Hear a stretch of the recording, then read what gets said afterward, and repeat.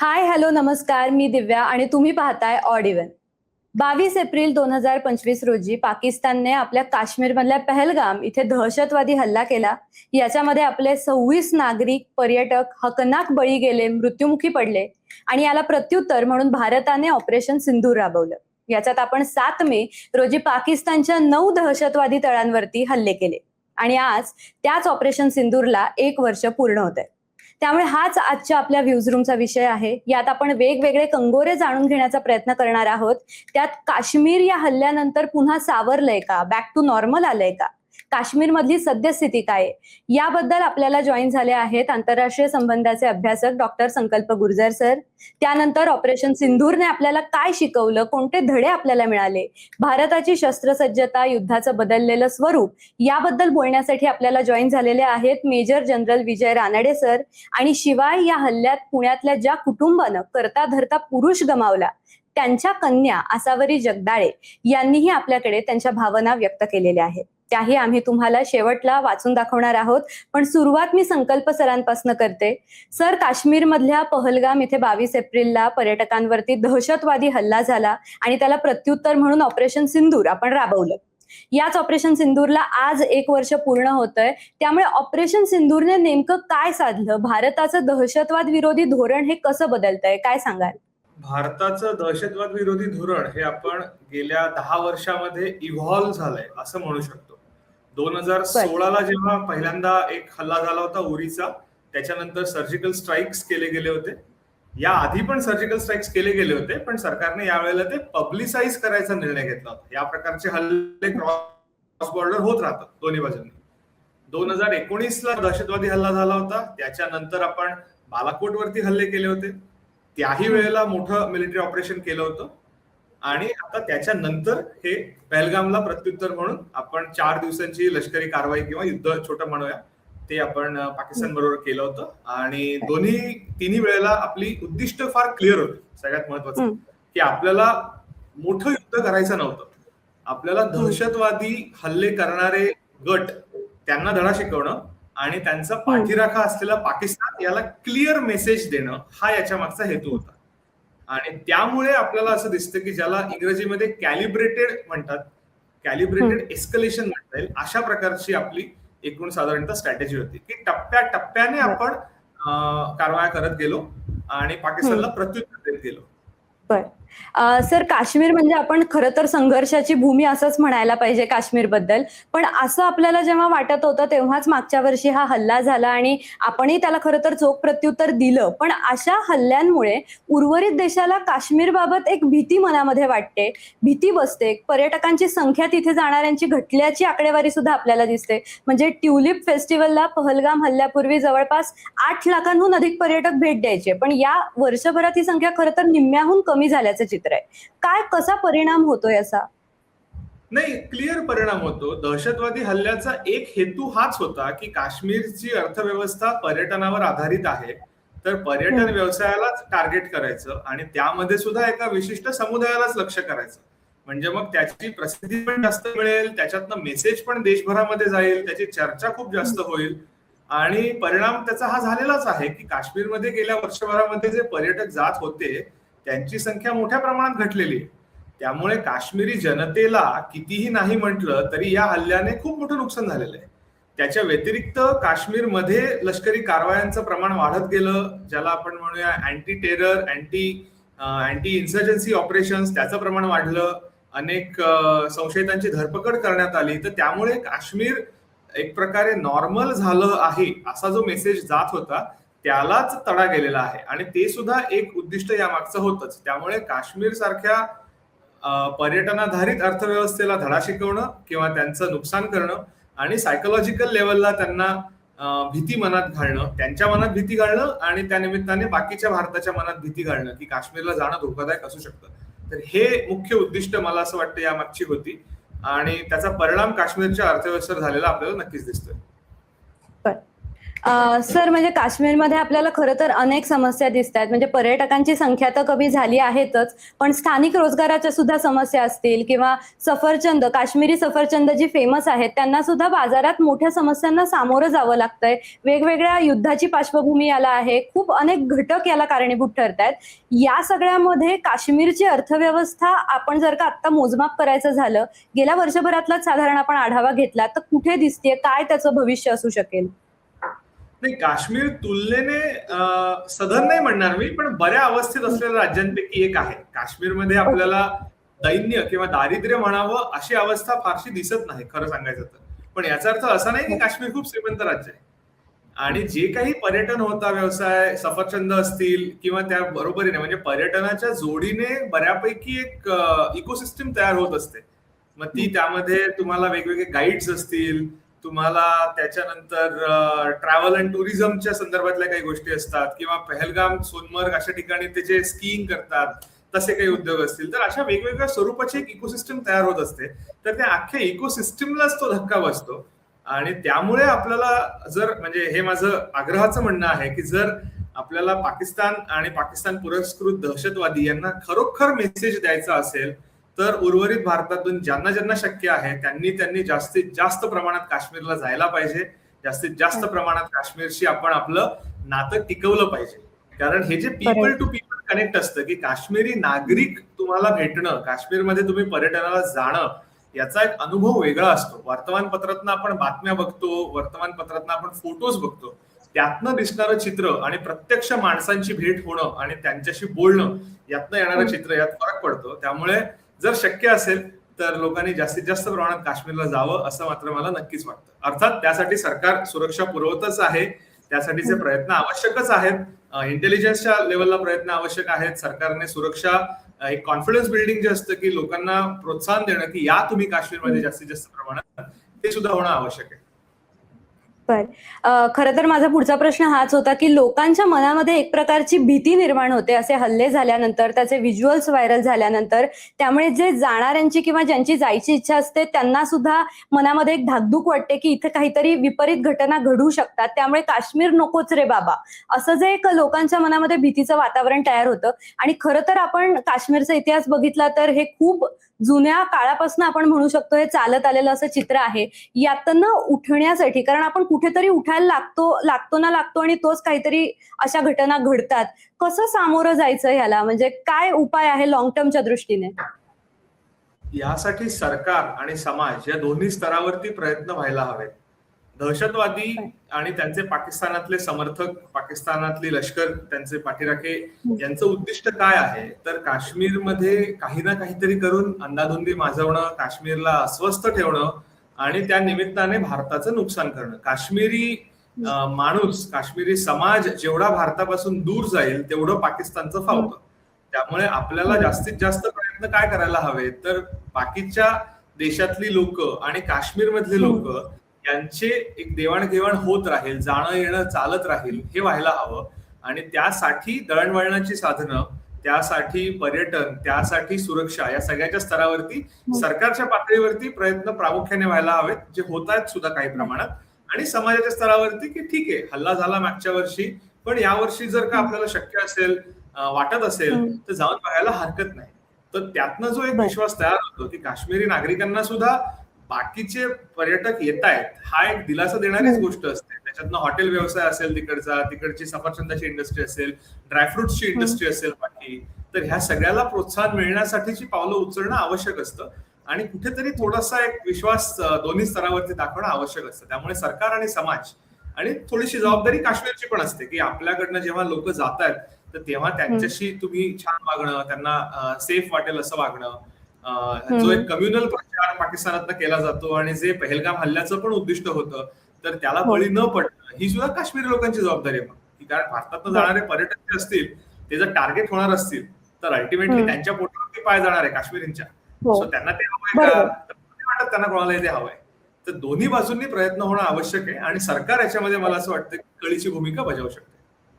Sir, पुढे जाताना मला विचारायला आवडेल की कलम 370 हटवल्यानंतर आणि पुनर्रचना जी झाली त्याच्यानंतर काश्मीरमध्ये जी आर्थिक क्रांती किंवा जे सक्षमीकरण होणं अपेक्षित होतं ते तसं होताना दिसतंय का? त्या दिशेने आपण जातोय का? खरं सांगायचं तर बातम्या खूप येत आहेत की ही इन्व्हेस्टमेंट या हं, संदर्भात काहीतरी एमओयू झाले, त्या संदर्भात काय युएईने करार केला वगैरे. पण प्रत्यक्षातली परिस्थिती तिथे जाऊन बघायला लागेल आपल्याला, खरं सांगायचं तर. कारण काश्मीर कितीही नाही म्हटलं तरी तिथली रियालिटी हं. काय आहे हे आपल्याकडे येताना नेहमीच त्याला वेगवेगळे पदर जोडले जातात. त्यामुळे हो, एकदमच त्याच्याविषयी खूप नैराश्याने काहीतरी बोलणं किंवा खूप आशावादी दृष्टिकोनातनं बोलणं, हे दोन्ही मला असं वाटतं आपण टाळायला हवं आणि बरं. थोडंसं रिअलिस्टिकली बघायला हवं. 2024च्या ऑक्टोबरमध्ये निवडणुका झाल्यात, त्याच्यानंतर थोडीशी राजकीय स्तरावर परिस्थिती पूर्वपदावर येते, नॉर्मलाइज होते असं वाटत होतं आणि मग हं. पेहलगामचा हल्ला झालाय. पेहलगामच्या हल्ल्याच्या हो, नंतर भारत पाकिस्तानातला तणाव खूप वाढला. सो मग त्या तणावामुळे सुद्धा काश्मीरवर परिणाम होतो. ते थोडंसं बरं. वातावरण निवळतंय. तोच पुन्हा दिल्लीमध्ये दहशतवादी हल्ला झाला होता नोव्हेंबर महिन्यामध्ये. सो हो. त्यामुळे झालंय असं ना की गेल्या वर्षभरामध्ये काही ना काहीतरी निमित्ताने काश्मीर, पाकिस्तान आणि दहशतवाद हे तीनही प्रश्न जे हं, एकमेकांशी जोडलेले आहेत ते अधिकाधिक असं म्हणूया आपण चर्चेत आलेले आहेत आणि त्यामुळे काश्मीरच्या विषयी नेमकं आपण अंदाज कसा बांधायचा याविषयी संभ्रम हं, निर्माण होणं साहजिक आहे. याला जोडून दुसरी एक वस्तुस्थिती आहे. हं. लडाखमध्ये एक आंदोलन चालू होती आणि लडाख मधले हो. सोनम वांगचुक जे होते त्यांना सरकारने अरेस्ट केलं होतं आणि बरेच हं, आठवडे त्यांना तुरुंगात वगैरे ठेवलं होतं. तर अशा गोष्टींच्यामुळे होतं काय की जो काही सीमावर्ती भागातला असा समाज असतो तर त्याच्या मनामध्ये हं. दुराव्याची भावना याने निर्माण होते आहे का, असा प्रश्न आपण अच्छा. अनेकदा स्वतःला विचारू शकतो, विचारायला हवा खरं तर. आणि हं, त्यामुळे हं. सुद्धा आर्थिक गुंतवणूक करायला मग उद्योगपती उत्सुक असतील का तिकडे? उद्योगपतींना त्या हं. आर्थिक गुंतवणुकीतनं रिटर्न्स काय मिळणार आहेत, हे प्रश्न पुढे ओके. येत राहतात. तर त्यामुळे हं. सुद्धा थोडंसं नैराश्य बाजूला ठेवावं, खूप आशावाद बाजूला ठेवावा आणि थोडंसं रिअलिस्टिकली बघायला हवं असं मला वाटतं. बरं. सर मी शेवटच्या प्रश्नाकडे येते, की कोणत्याही प्रदेशात आता तुम्ही सीमावर्ती भागातल्या राज्यांचा उल्लेख केला, तर पर्टिक्युलरली अशी जी राज्य आहेत, तिथे जेव्हा दहशतवादी हल्ला होतो, तेव्हा त्या प्रदेशावर, तिथल्या जनसमुदायावर त्याचे काय दूरगामी परिणाम होतात आणि आज 1 वर्षानंतर मागे वळून पाहताना काश्मीर खरंच पुन्हा सावरताना दिसतंय का? बॅक टू नॉर्मल आलेलं आहे का? सावरण्याच्या दिशेने आहे नक्कीच. समाजाचे परिणाम जर बरं. म्हणत असाल तर खूप दीर्घकालीन परिणाम असतात. म्हणजे दहशतवादी हल्ला हं. एकच होतो, पण त्याची चर्चा अनेक वर्ष चालू राहते पुढचे, की प्रत्येक वेळेला जाताना मनात कुठेतरी धाकधूक राहते, की अरे असं झालं होतं, हं. तर आपण जाणं सेफ राहील का? आणि त्यामुळे तुम्ही हं. वर्षानुवर्ष जी एक प्रकारे हे तयार केलेले असते, ट्रस्ट किंवा कॉन्फिडन्स तयार केलेला असतो, तो हो. कुठेतरी याच्यामधनं तुम्ही त्याला धक्का पोहोचवता. दहशतवादी हल्ल्यांचं ते एक महत्वाचं उद्दिष्ट असतं. त्या व्यतिरिक्त समाजाच्या विषयीची संशयाची भावना तयार होणं, की इथला समाज हा हं. असा आहे आणि तो दहशतवादी कारवायांना किंवा त्यांना काही प्रमाणात सपोर्ट करतो असं काहीतरी वाटणं, हं, हं. हे सुद्धा एक मोठं नुकसान असतं. त्याच्या व्यतिरिक्त बरं. अशा दहशतवादी हल्ल्यांच्या नंतर दहशतवाद्यांना मदत कोणी केली, दहशतवाद्यांना हं. एक प्रकारे इनेबलिंग सिच्युएशन कशी तयार झाली, यासाठीचे जे काउंटर इंटेलिजन्स ऑपरेशन चालवले जातात त्याच्यामध्ये हो. अनेकांना अटक करावी लागते. त्याच्यामधनं मोठ्या प्रमाणामध्ये धाडी घातल्या जातात. त्याचा एक कुठेतरी मानसिक स्तरावरती परिणाम होत असतो. समाजाचं नुकसान होतं आणि म्हणजे अल्टिमेटली हो. सर्वाधिक नुकसान जर कोणाचं झालं असेल या सगळ्यामध्ये तर ते काश्मीरी समाजाचं नुकसान झालेलं आहे. हं. आणि त्याच्यामुळे अशा दहशतवादी हल्ल्यांमुळे खूप जास्त नुकसान केवळ तात्कालिक न राहता दीर्घकालीन स्वरूपाचं होत राहतं. तोच दहशतवाद्यांचा ओके. हेतू सुद्धा होतो. बरं, बरं. सर खूप खूप धन्यवाद तुम्ही या माहिती दिलीत त्याच्यासाठी. तुम्ही दिलेल्या या माहितीनंतर मी मेजर जनरल विजय रानडे सर यांच्याकडे येतेय. आपल्यावर होणारा प्रत्येक दहशतवादी हल्ला, आपलं प्रत्येक प्रत्युत्तर यातून आपण काही ना काहीतरी शिकत असतो. तर विजय सरांना मला पहिल्यांदा हेच विचारायला आवडेल, की ऑपरेशन सिंदूरमधून आपल्याला नेमके काय धडे मिळाले आणि आपण काय शिकलो? ऑपरेशन सिंदूर 1 वर्ष झालंय आणि हा एक जे 96 तासाचं जे ऑपरेशन झालं होतं, पुष्कळशा गोष्टी शिकायला मिळतात त्याच्यातनं. पण त्याच्यातनं एक 4-5 इम्पॉर्टंट मुद्दे मी मांडू इच्छित आहे. सगळ्यात पहिले जे ऑपरेशन सिंदूर आपण केलं, त्याच्यावर एक ऑब्जेक्टिव्हज आपले क्लिअरली डिफाईन्ड होते. आपले म्हणजे आपल्याला करायचं काय? आपल्याला कुठे हल्ला करायचा आहे? टेरर नेटवर्क आहेत, त्यांच्यावर हल्ला करायचा आहे. आपल्याला सिव्हिलियन कॅज्युअल्टीज नको आहेत. आपल्याला अननेसेसरी जे कोलॅटरल डॅमेज आपण म्हणतो ते आपल्याला नको आहे. आपल्याला टेरर ह्याच्यावर हल्ला करायचा आहे. त्या सगळ्या इन्फ्रास्ट्रक्चरवर हल्ला करायचा आहे जो टेररला सहायता करतो, टेररला असिस्ट करतो. तर आपले ऑब्जेक्टिव्ह खूप क्लिअर होते आणि हे क्लिअर ऑब्जेक्टिव्ह जेव्हा तुम्ही सैन्याला देतात, एअरफोर्सला, आर्मीला, नेव्हीला जेव्हा तुम्ही देतात, त्यांची रणनीती खूप क्लिअर असते आणि त्यांना एक्झॅक्टली माहीत असतं काय करायचंय. पुष्कळदा असं होतं की ऑपरेशनमध्ये जातोय, ऑब्जेक्टिव्ह क्लिअर नसतात, ऑब्जेक्टिव्हमध्ये काही ना काहीतरी कुठे दोन मतं येतात की आपल्याला करायचं काय आहे एक्झॅक्टली. हा प्रकार नव्हता. हा आपल्याला आपल्या सैन्याला खूप क्लिअरली सांगितलं होतं की आपल्याला एक्झॅक्टली काय करायचंय आणि कुठपर्यंत जायचंय आणि कुठपर्यंत थांबवायचंय. कारण की एकदा लढाई सुरू झाल्यानंतर ही वाढत जाते आणि केव्हा हात काढायचा, केव्हा आपले लक्ष पूर्ण झालेत, आपला एम अचीव झालाय आणि तो करायचा, ही जी क्लॅरिटी होती ही एक खूप छान होती या ऑप सिंदूरमध्ये आणि ती चांगली आपल्या सैन्याने केली आहे आणि त्यामुळे आपल्याला रिझल्ट मिळाले आहेत. आपल्याला आपण सगळ्यांनी ते रिझल्ट पाहिलेले आहेत. हे एक खूप महत्वाचं शिक्षण, एक टेक अवे आपल्याला ह्याच्यामध्ये. दुसरं, एअर पॉवर. आपण एअर पॉवर यूज केली. एअर पॉवरच्या बरोबर काय असतं, जेव्हा एअर पॉवर यूज करतो तेव्हा पुष्कळदा हाताबाहेर जाते लढाई, म्हणजे आपण कंट्रोल नाही करू शकत. त्या एअर पॉवरला जेव्हा आपण क्लिअर ऑब्जेक्टिव्ह देतो, ती आपण क्लिअर ऑब्जेक्टिव्ह दिल्यानंतर एअर पॉवर त्या हिशोबाने तो हल्ले करतो. लॉंग रेंज वेपन्स असतात त्याच्याकडे, प्रिसिजन वेपन्स असतात, ते असे वेपन्स, मिसाईल्स असतात, ते बियॉन्ड व्हिज्युअल रेंज मिसाईल असतात. जेव्हा ते ऑप्शन्स येतात तेव्हा एअरफोर्स हा एक खूप महत्वाचा आर्म आहे, ज्यांनी हे पूर्ण ऑपरेशन सिंदूर पार केलं आणि ज्या ज्या ठिकाणावर त्यांनी हल्ले केले त्या त्या ठिकाणावर अचूक हल्ले केले आहेत.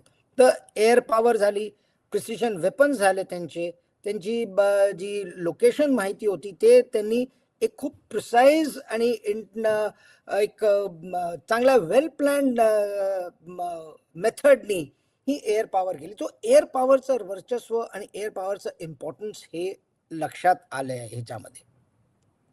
तिसरी गोष्ट इम्पॉर्टंट म्हणजे आपण जेव्हा असे हल्ले करतो, जेव्हा आपलं ऑब्जेक्टिव्ह डिफाईन्ड असतात पण मोठे नसतात. ऑब्जेक्टिव्ह असतात स्पेसिफिक ऑब्जेक्टिव्ह. जसे टेरर नेटवर्क आहे, टेरर नेटवर्कलाच करायचं आहे, कोलॅटरल डॅमेज नको आहे आपल्याला, सिव्हिलियनची कॅज्युअल्टीज नको आहेत. जेव्हा असं असतं तेव्हा एक खूप महत्वाचा मुद्दा समोर येतो, इज इंटेलिजन्स. आपल्याला इंटेलिजन्स हे अचूक करायला पाहिजे, अचूक व्हायला पाहिजे आणि जर इंटेलिजन्स अचूक असेल तरच आपण हे हल्ले करू शकतो.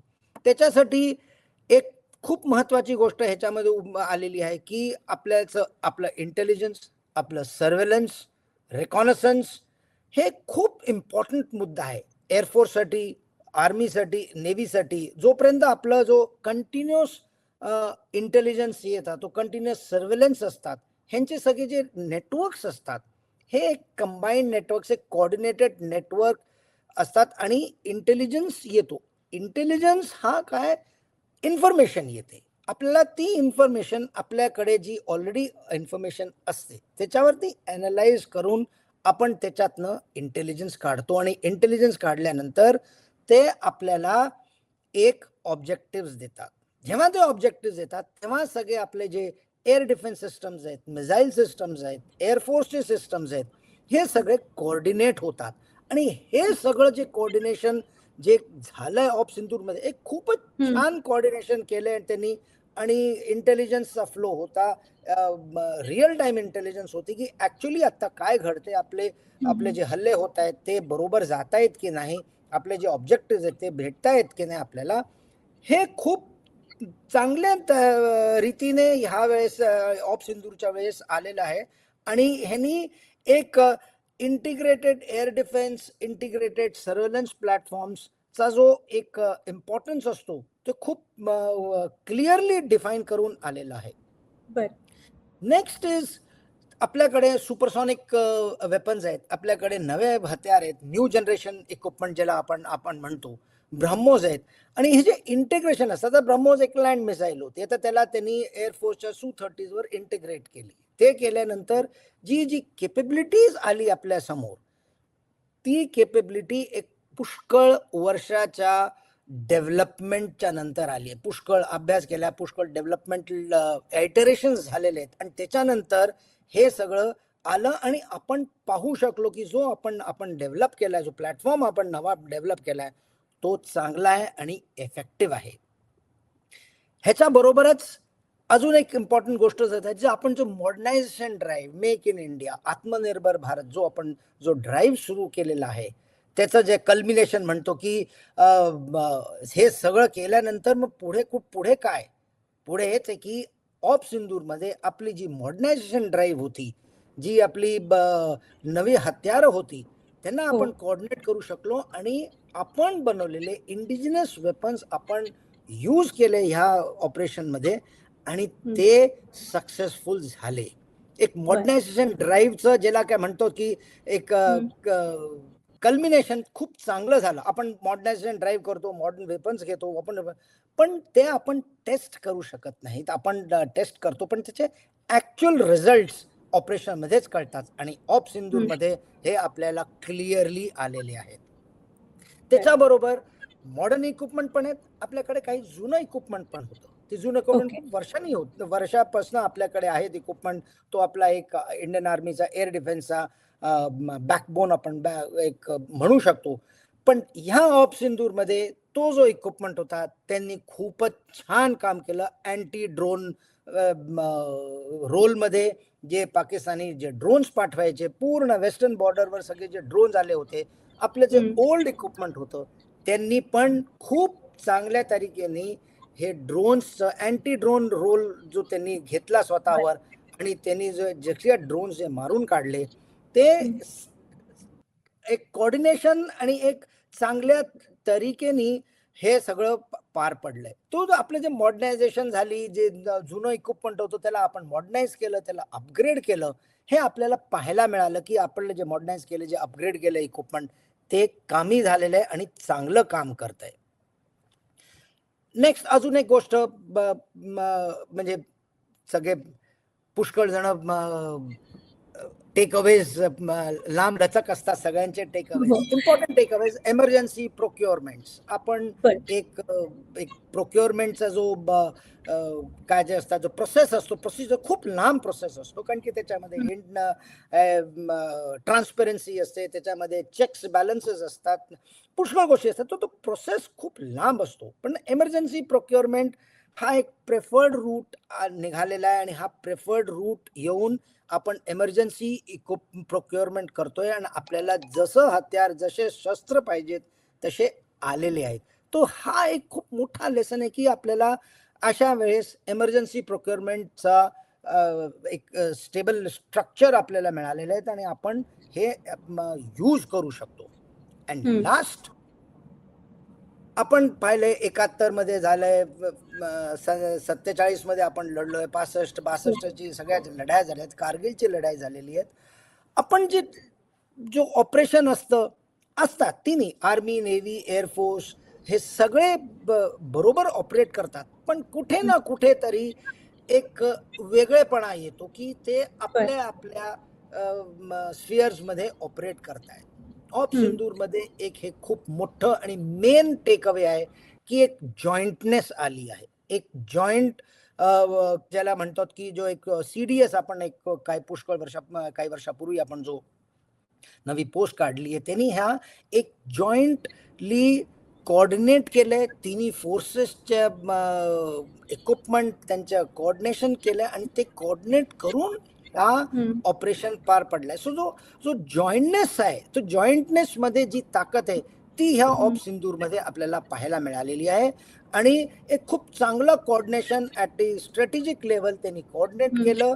तिन्ही लष्कर, आर्मी, नेव्ही, एअरफोर्सला ऑब्जेक्टिव्ह दिले, जॉईंट ऑब्जेक्टिव्ह दिले, ताकी असं नको व्हायला की मी फक्त एकच सर्व्हिस काम करते, फक्त एअरफोर्स करतोय और नेव्ही करतोय और आर्मी करते, असं नाही.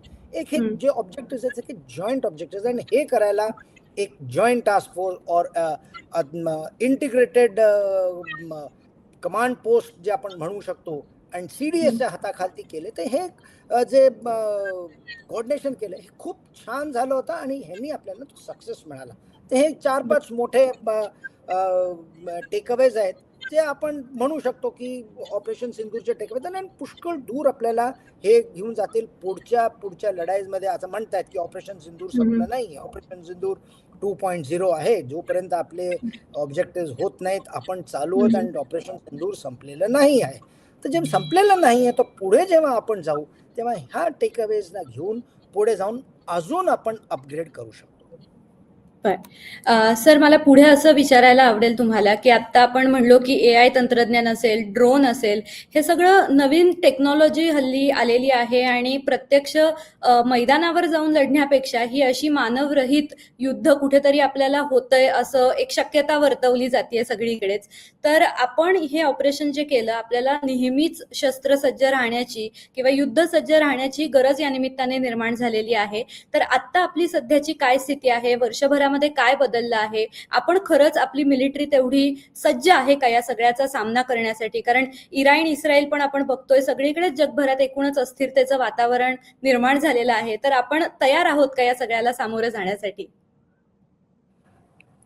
एक जर आपण आपलं हिंदुस्तान घेऊ, आपल्याकडे वेस्टमध्ये पाकिस्तान आहे, वरती चायना आहे, इकडे बांगलादेश आहे. चायना आपल्या चारी बाजूनी हे करते. तर आपलं तयार राहणं, आपलं प्रिपेअर्डनेस ही 24/7 असायलाच पाहिजे. हे भाग आहे. आपण नाही करू शकत की ऑप सिंदूर संपलं आता आपण थोड्या वेळ थोडा आराम करू आणि जाऊ. आपल्याला सज्ज राहणं ही आपली रिक्वायरमेंट आहे. आणि आज आपले तिन्ही सैन्य, आर्मी, नेव्ही, एअरफोर्स हे सज्ज आहेत. नव्या इक्विपमेंट येत आहेत, नवे ॲक्विजिशन होत आहेत, नव्या गोष्टी येत आहेत, वॉरफेअर बदलतंय. वेस्ट एशियामध्ये काय चालू आहे आपण पाहतोय तिकडे. तर आपले हे सैन्य आहे हे सज्ज आहे आणि तयार आहे. आणि त्याच्यासाठी काही स्टेप्स आपण घेतले आहेत जे पुढे पण आपल्याला हे एक ऑपरेशनल प्रिपेअर्डनेस और ऑपरेशनल स्ट्रॅटेजी आपण जी म्हणतो त्याच्यासाठी हे करणं खूप जरुरी आहे. काही पहिले डॉक्ट्रिन आपलं डॉक्ट्रिन होतं की आपल्याला कोणीतरी काही केलं, आपल्याकडे हल्ला केला तर आपण त्याच्यानंतर त्याच्या रिॲक्ट करतो. पण ते असं नाही, आपण ते बदललं. आता आपण ज्याला म्हणतो की गमतीमध्ये म्हणतो की सिनेमामध्ये और सिरियलमध्ये म्हणतात घर में घुस के मारेंगे. हे एक डॉक्ट्रिन आहे की आता आम्ही चूप नाही राहणार. आता आम्ही तयार आहोत. आम्ही कोणत्याही आशंकेसाठी तयार आहोत, कोणत्याही कॉन्टिजन्सीसाठी तयार आहोत. आणि तिन्ही सेना आहेत आपली आमची तयार आहेत. आणि हे एक डेटरन्स आहे. आजकाल होतं की आता ह्याला काही केलं तरी हा काही करणार नाही, पण नाही, ह्याला काही केलं तर हा करेल पण, आणि असा करेल की आपल्याला लक्षात राहील. एक डेटरन्स आलं, एक हा प्रोएक्टिव्ह डॉक्ट्रिन की मी येईन पण आणि खूप जोराने येईन. म्हणजे दॅट इज एक चेंज जो आलेला आहे तो हा चेंज. आणि ह्या चेंजला जर आपण समोर ठेवलं तर हा चेंज नुसता कागदी चेंज नाहीये. आपले इक्विपमेंट तसं चेंज झालेलं आहे, आपली स्ट्रॅटेजी तशी चेंज झालेली आहे, आपली ट्रेनिंग तशी चेंज झालेली आहे. कारण की नुसतं कागदावर लिहून की आपण येऊ, आम्ही करू, आम्ही हल्ला करू और आम्ही मारू, त्याच्यासाठी त्याचं बॅकिंग काय? आपल्याकडे इक्विपमेंट पाहिजे, नवं इक्विपमेंट पाहिजे, त्या इक्विपमेंटवर ट्रेनिंग पाहिजे, तशी आपली माणसं त्याच्यावर ट्रेन झालेली पाहिजेत. ते आपण मिळून केलं तर तो हा डॉक्ट्रिनचा काय फायदा आहे, आपली लिहिल्याचा फायदा. आणि तो जेव्हा सगळे बघतात की आपली ट्रेनिंग आहे, आपल्याकडे इक्विपमेंट आहे, आपल्याकडे सगळी तयारी आहे, तर हे सगळं असेल तर जो डॉक्ट्रिन त्यांनी लिहिला आहे तो ते करू शकतो. त्याच्यामध्ये त्याची क्षमता आहे करायची. Next is try service energy. आता आपण जसं मी म्हटलं की एक कोऑर्डिनेशन आलं, एक जॉईंटनेस एक आलेली आहे. आता ह्या ऑफ सिंदूर नंतर आर्मी, नेव्ही, एअरफोर्स हे एक होऊन आपण लढाई लढू. त्यांच्या लढण्याचे जागा वेगळ्या असतील. नेव्ही जमिनीवर नाही लढू शकत, नेव्ही पाण्यामध्येच जाईल. नेव्हीचा रोल तिकडे आहे, एअरफोर्सचा रोल वेगळा आहे, आर्मीचा रोल वेगळा आहे, पण लक्ष एकच आहे. या तिघांचं लक्ष एक आहे. आणि जेव्हा तिघांचं लक्ष एक असतं त्यात आपल्या ह्याच्यामध्ये राहून ते एक मेन लक्ष जो नॅशनल इंटरेस्ट आपण म्हणू शकतो तो एक पार करतात. त्याला ती ट्राय सर्व्हिस सिनर्जी जेव्हा 3 जण बरोबर येतात तेव्हा हल्ला जोरात होतो आणि कारगर होतो हल्ला. ते सगळं एक आलेलं आहे. ते सज्जता आपण जे म्हणतो की रेडीनेस प्लॅटफॉर्म मध्ये हे आलेलं आहे. नेक्स्ट, पहिले मी एक बोललो होतो आत्मनिर्भर. हो. आपण बाहेरनं हत्यार घ्यायचो, बाहेरनं घ्यायचो. एक छोटीशी जेव्हा बाहेरनं आपण हत्यार घेतो, जो हत्यार देणार आहे तो काही ना काहीतरी कुठल्या तरी जर कोड तरी असेल, अपग्रेड काहीतरी असेल, और काही ना काहीतरी तो आपल्याकडे ठेवतो. आणि ह्यानी काय होतं, जेव्हा आपल्याला जरूरत पडते तेव्हा तो वेपन सिस्टम या तो इक्विपमेंट लढाईच्या वेळेस जेव्हा जरूरत पडेल तेव्हा तो काम करत नाही. जेव्हा पाहिजे तेव्हा काम करत नाही. मी महाभारताकडे जाईन, कर्ण जेव्हा पाहिजे होतं तेव्हा त्याला लक्षात नाही राहिलं. तर जसं जेव्हा तो ऐन वेळेवर हे लोक हात काढतील, मग आपण त्यांच्यावर का डिपेंड राहायचं? पण जरा त्यांच्यावर डिपेंड नाही राहायचं तर आपण स्वतः बनवायचं. जो आत्मनिर्भर प्रोग्राम आहे सुरू झाला आहे. हे नाही म्हणतायत की आपण पूर्ण आत्मनिर्भर आहोत और आपल्या डिफेन्स मॉडर्नायझेशन सुरू झालेली आहे ती फुल फ्लेज झालेली आहे. आता आपणच स्वतः घरी बनवतो, पण सुरुवात झालेली आहे. काही हत्यार बनलेले आहेत, काही इक्विपमेंट बनलेले आहे, काही इक्विपमेंट बनवून आपण ऑप सिंदूर 1 मध्ये आपण पाहिले त्यांचा आपण इफेक्ट पाहिलेला आहे. तो हे आत्मनिर्भर आज पुढच्या 5, 6, 10 वर्षामध्ये हा जेव्हा जो पूर्ण प्लॅन येईल, इक्विपमेंट आपल्या घरात बनायला लागेल, तो इक्विपमेंट पण आपण बनवतोय, त्याचं कंट्रोल पण आपल्याकडे आहे, त्याचं प्रोडक्शन पण आपल्याकडे आहे, आणि आपण कोणत्याही दुसऱ्या सामरिक व्यक्तीवर और सामरिक देशावर डिपेंडेंट नाही आहोत. हे हायटेक सिस्टम आपण आता घरीच बनवायला लागलो. हे एक खूप मोठं प्रिपेअर्डनेसच्या ह्याच्यामध्ये एक आहे. नेक्स्ट, ऑफ सिंधू 2 आता आपण म्हणतोच की आपण चालू आहे. डिफेन्स मिनिस्टरने पण दिले, आता जी आज प्रेस कॉन्फरन्स चालू आहे त्याच्यामध्ये पण म्हणतात की हे एक फ्युचर थ्रेट्स, हे थ्रेट्स कमी होणार नाही आहेत की एक लढाई झाली थ्रेट कमी झालं, आज एक नाही झालं तर दुसरं सुरू होऊन जाईल. आणि त्याच्यानंतर ते थ्रेट्स जेव्हा येतात तेव्हा आपल्याला मल्टिपल थ्रेट्स, फ्युचर नवे थ्रेट्स येतील. आज जे आलं ते उद्या तेच येईल असं काही हे नाही आहे. तर त्याच्यासाठी आपल्याला तयार राहणं आणि सज्ज राहणं खूप जरुरी आहे. सज्ज राहणं खूप जरुरी आहे. सो त्याच्यासाठी एक डॉक्ट्रिन जे मी म्हणालो होतो ते निघालेले आहे, आणि ते डॉक्ट्रिनच्या हिशोबाने आपण काम करतोय. वेळ लागेल पण काम त्या बाजून सुरू झालेलं आहे. ह्याच्या बरोबरच अजून एक मोठा इम्पॉर्टंट आस्पेक्ट होतो इक्विपमेंट रेडीनेस. इक्विपमेंट आपलं तयार आहे. आज इक्विपमेंट, आजची नवी लढाई आहे त्याच्यासाठी आपलं इक्विपमेंट तयार आहे का?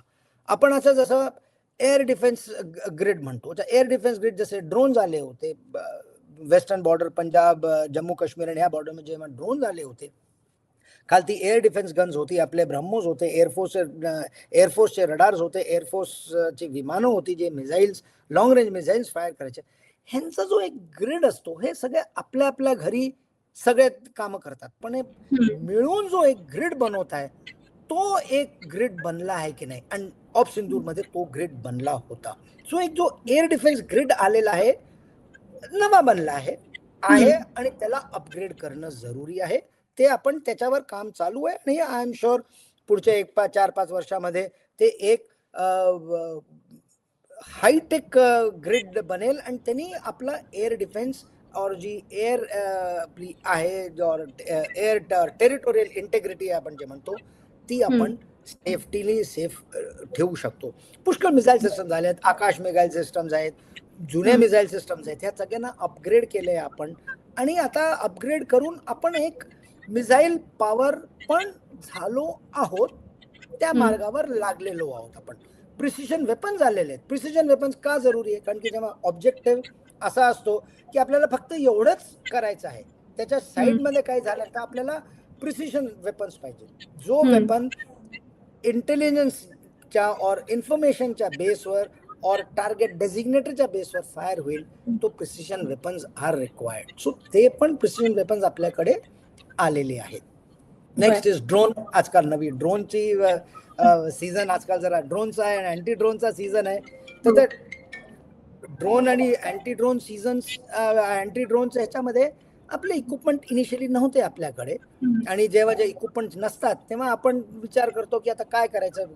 तो अँटी ड्रोन इक्विपमेंट आलेले आहेत, अँटी ड्रोन इक्विपमेंट एक्वायर झालेले आहेत आणि हे एक्वायर करून आपण त्याच्यावर पुष्कळ काम सुरू झालेलं आहे. फायनली आपण जरा म्हणू की इक्विपमेंट रेडीनेस, टेक्नॉलॉजी आलेली आहे, टेक्नॉलॉजी आहे, ड्रोन आलेले आहेत, मिसाईल आलेले आहेत, जुने इक्विपमेंट अपग्रेड झालेले आहेत. ही सगळी टेक्नॉलॉजी आपल्याला इंटिग्रेट करणं खूप जरुरी आहे. हे जे टेक्नॉलॉजिकल इंटिग्रेशन म्हणतो हे करणं जरुरी आहे, कारण की जर आपण हे नाही केलं तर ज्याला म्हणतो की ती जी क्षमता आहे त्या इक्विपमेंटची आपण पूर्ण त्यांचा लाभ नाही मिळू शकत. जर आपण इंटिग्रेट केलं तर त्याला म्हणतो, आणि हे सगळे जेव्हा इंटिग्रेट करतो, एक खूप फ्रिक्वेंटली यूज वर्ड आहे आर्मी, नेव्ही, एअरफोर्स मध्ये, फोर्स मल्टीप्लायर. जे एक आणि एक आपण 2 करतो, पण आपल्याला 1 आणि 1 आपल्याला 11 करायचे असतात. 1 आणि 2 नाही, फोर्स मल्टीप्लायरनी जर आपण इंटिग्रेट केलं तर 1 आणि 1 11 होतात, 1 आणि 1 2 होत नाही. तो एक फोर्स मल्टीप्लायर इफेक्ट येतो जेव्हा आपण इंटिग्रेट करतो. तर ह्या सगळ्या इक्विपमेंट आणि प्रिपेअर्डनेस स्ट्रॅटेजीज आर देअर, ते चालू आहेत आणि आपण आहोत त्याच्यामध्ये. सर, मी शेवटच्या प्रश्नाकडे येते. शेवटी मला असं विचारायला आवडेल की भारताचं दहशतवाद विरोधी धोरण जे आहे ते कसं काळाप्रमाणे बदलत आलंय आणि आत्ता कुठे आहे? कारण असाही एक प्रवाह आपल्याला दिसतो की पूर्वी सुद्धा अशी ऑपरेशन्स व्हायची, पण ती पब्लिकली एवढी जास्त त्याची माहिती लोकांना कदाचित पोहोचत नसायची. पण आता ज्या पद्धतीने लोकांना सगळा सोशल मीडिया वगैरे ऍक्सेस आहे त्याच्यामुळे ही माहिती जास्त पोहोचते, असाही दुसरा प्रवाह आपल्याला दिसतो. त्यामुळे भारताचं दहशतवाद विरोधी धोरण ही कुठे आहे आता नेमकं आणि कसं बदलत आलंय? दहशतवाद आपल्याकडे आपण जरा पाहिलं तर म्हणजे पब्लिकली दहशतवाद आपण 1990च्या सालीपासून जरा आपण पाहिलं तर सुरू होतो. पण जरा पाहिलं तर आपल्या इंडिपेंडन्स नंतर ईस्टमध्ये मणिपूर, नागालँड तिकडे पण चालू होतं, मिलिटन्सी तिकडे पण होती. काश्मीरची मिलिटन्सी 1990 मध्ये सुरू झाली. त्यांचा जो आतंकवादचं जो धोरण आहे ते आतंकवाद वेळेखाली बदलत गेला, त्यांचे तरी टॅक्टिक्स बदलत गेले, त्यांचे काम करण्याचे त्यांचे हे, आणि त्या हिशोबाने आर्मीनी पण आपलं जी स्ट्रॅटेजी असते ती वेळोवेळी ती चेंज करत गेली. जसं जसं थ्रेट येत गेले तसे तसे थ्रेटनी हे चेंज करत गेले. दहशतवाद एक आपण म्हणू शकतो की पहिले ऑपरेशन्स व्हायचे ते कोणाला कळायचे नाहीत, कारण की काही असं वाटायचं की जास्ती इन्फॉर्मेशन पब्लिक डोमेन मध्ये जर तुम्ही दिली तर ऑपरेशनल असतात. आपण जसं आता म्हणू 2008 मध्ये मुंबईचे अटॅक झाले होते, आपले ते लाईव्ह दिसत होते. आता काही तिकडे काही ते फिल्मफेअरचे अवॉर्ड्स तर नाही चालू आहे, ते एक ऑपरेशन चालू आहे.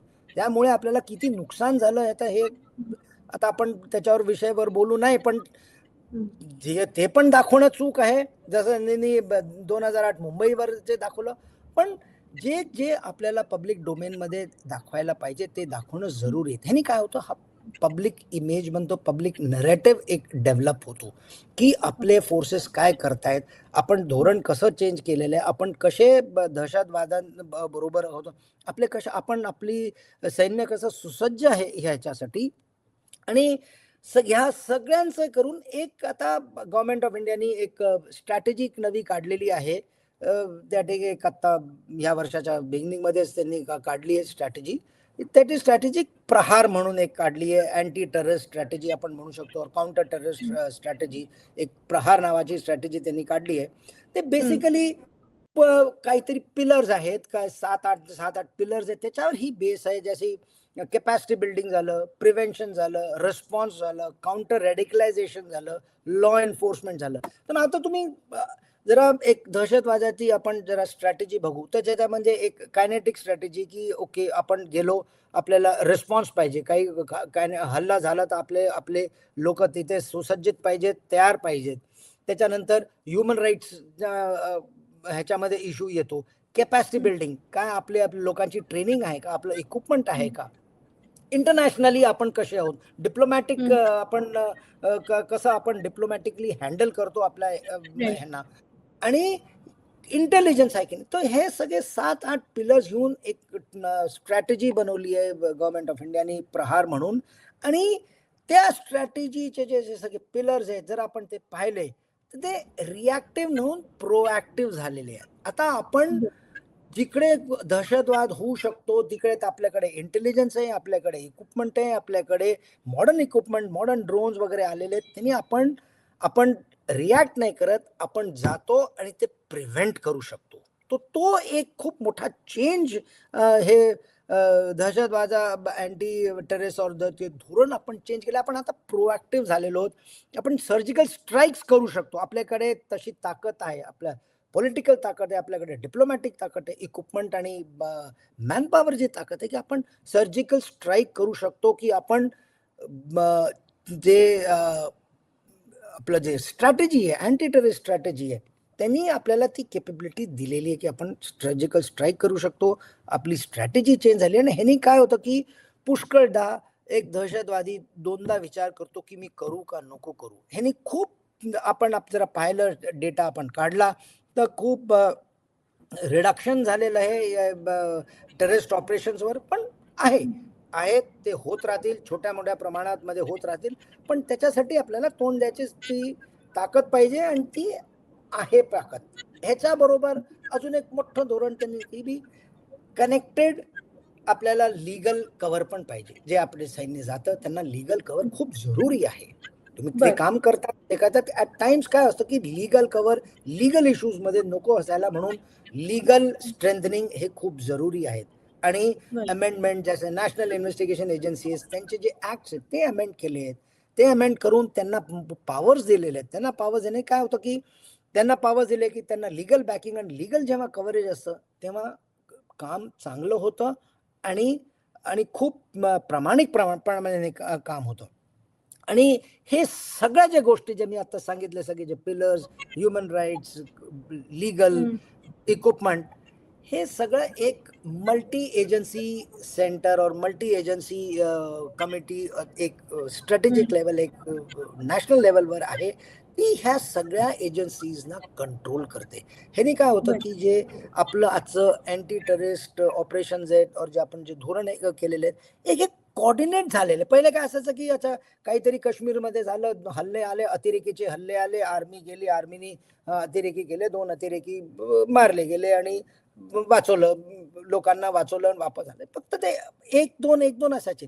आता काय नॅशनल लेवलवर ज्याला म्हणतो की it is a national effort, it is a whole nation effort, ज्याला आपण म्हणतो की it is whole of the nation effort. त्याच्यामध्ये आर्मी, नेव्ही, एअरफोर्स आपल्या जागी आहेत, NSG आहेत, लोकल पोलीस आहे, लॉ लीगल कव्हर आहे, नॅशनल इन्व्हेस्टिगेशन एजन्सीज आहेत.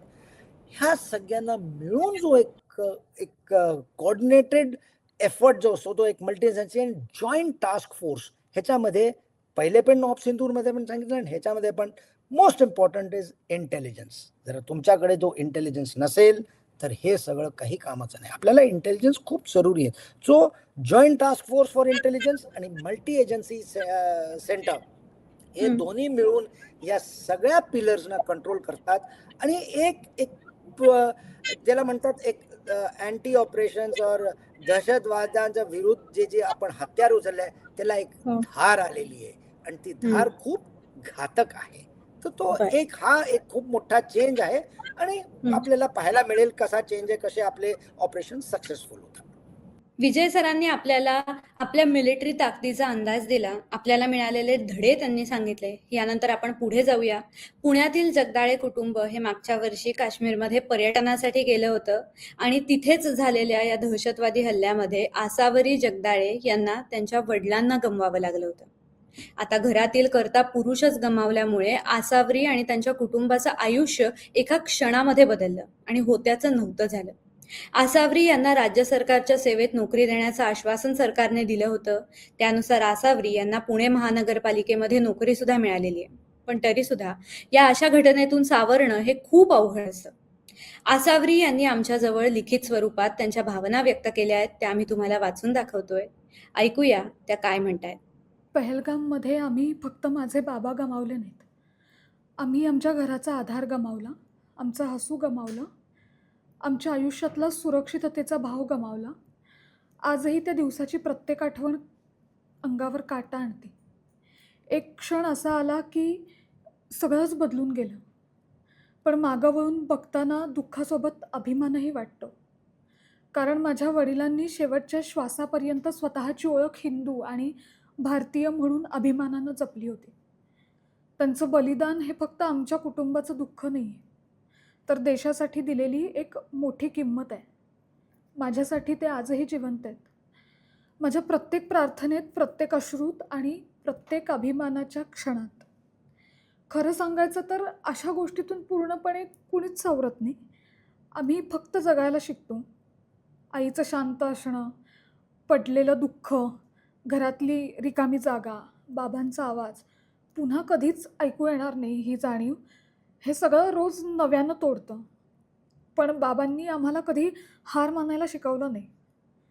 देशभरातून लोकांनी दिलेला आधार, प्रेम आणि प्रार्थना यामुळं आम्हाला ताकद मिळाली आहे.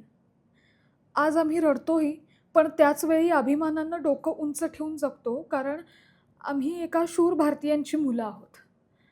आज आमच्या समोरचं सगळ्यात मोठं चॅलेंज म्हणजे बाबांशिवाय आयुष्य स्वीकारणं. प्रत्येक छोट्या मोठ्या क्षणी त्यांची उणीव जाणवते. निर्णय घेताना, सणांमध्ये, घरातल्या शांततेत, सगळीकडं. मानसिकदृष्ट्या मजबूत राहणं हे खूप कठीण आहे.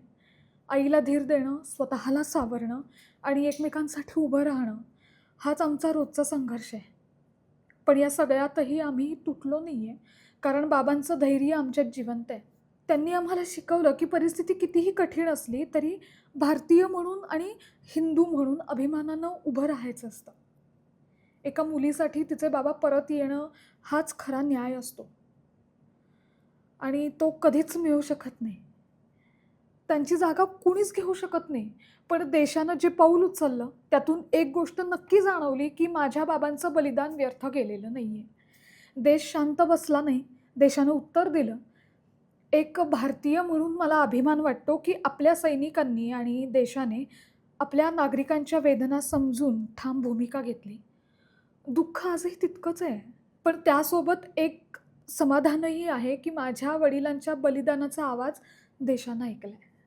तर एकंदरीतच ऑपरेशन सिंदूरला आज 1 वर्ष पूर्ण होतंय. त्यामुळे गेल्या वर्षभरात आपण काय साध्य केलं, आपल्याला काय करायची गरज आहे, आपले वीक पॉईंट्स काय आहेत, आपले प्लस स्ट्रॉंग पॉईंट्स काय आहेत, अशा सर्व आघाड्यांवर आपण विचार करण्याची खरं तर गरज आहे. आज इथेच थांबूया. तोपर्यंत पाहत रहा ऑडिवन.